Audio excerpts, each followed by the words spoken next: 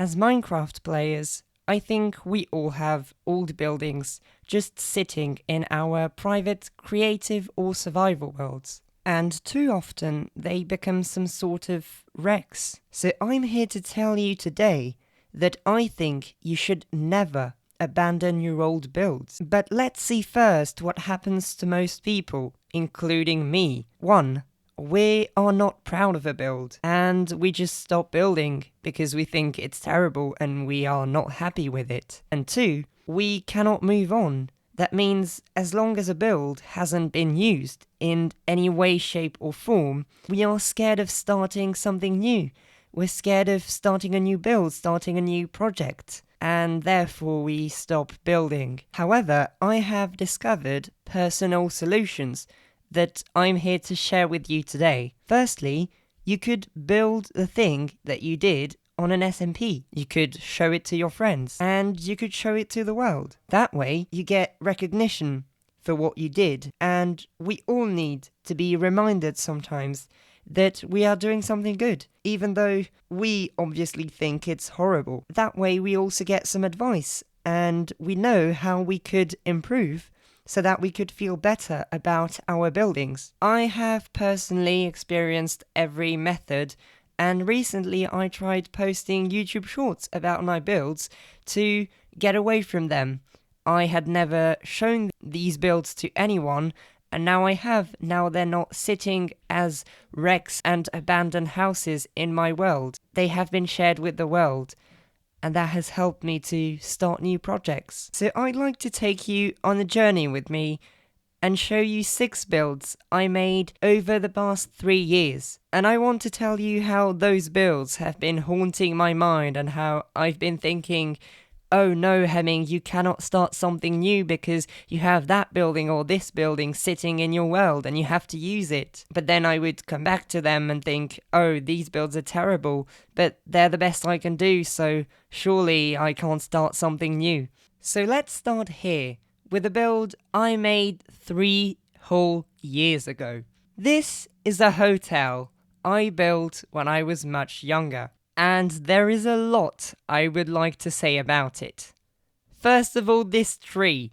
It's absolutely terrible, but I was just trying to bring some life to this build. And let me tell you something, this is a way for me to get away from these builds, but this is also a way to show you how I've improved and how anybody can do it, and how anybody can be proud of what they're doing at the moment.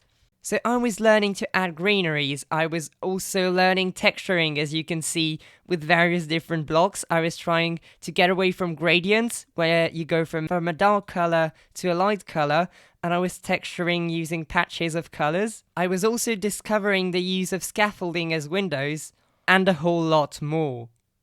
Let's move swiftly on to a build that I particularly like. And again, it's a build I never had the opportunity to share. It's a build that has just been sitting there and that I could not repurpose, and that every time I was thinking about making a shop or something, I thought, oh, I have to do it with that build. And I would stop myself from being creative and doing something new. So let's take a look at how this build is and what someone maybe in this audience can learn from it. So obviously it is some sort of factory.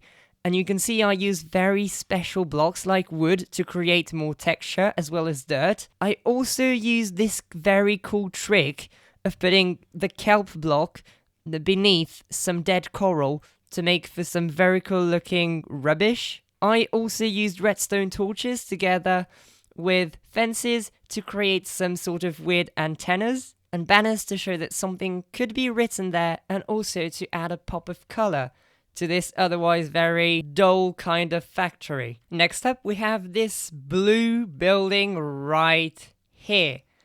Now this one I particularly like, but it is really about the textures, and I think it really sums up how I learned to use the mixture of similar looking blocks in a very natural way to create a really detailed building that otherwise only has basic windows.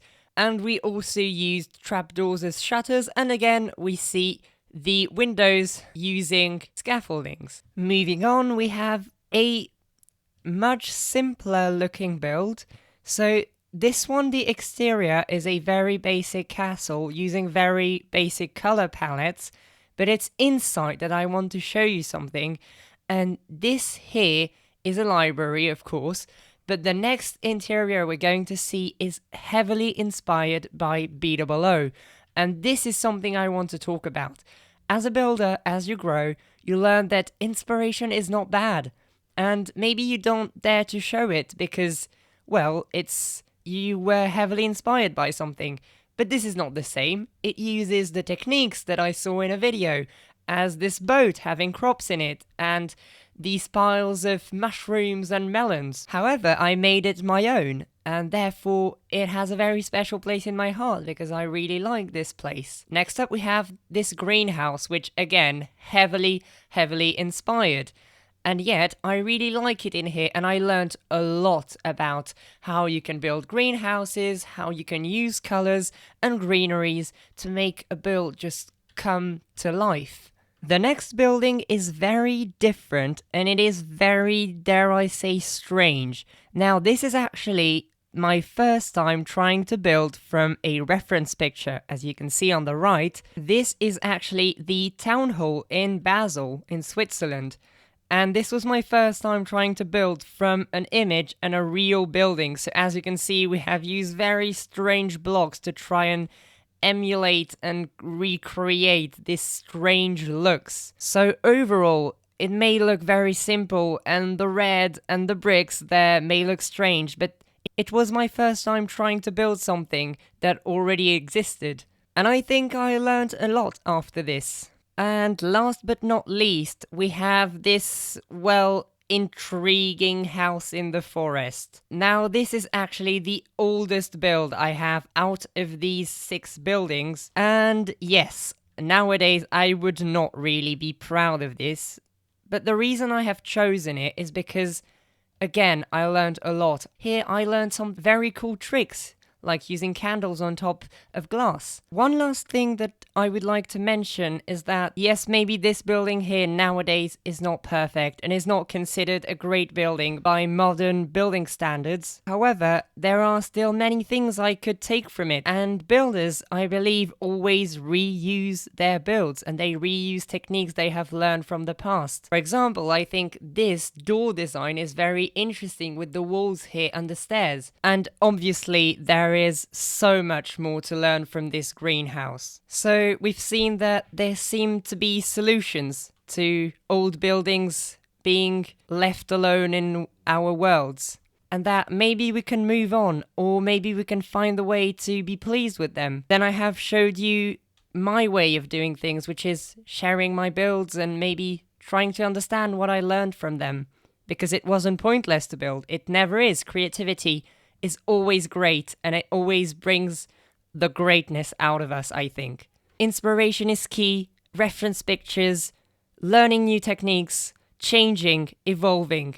All of these things are part of the journey. So if there's one last thing I would like to say is thank you so much for watching this to the end. And I know that all the interesting information were at the very beginning, and then it was very personal. It was me sharing those builds, and I am so glad I did, because now I can move on to new projects and share it with you.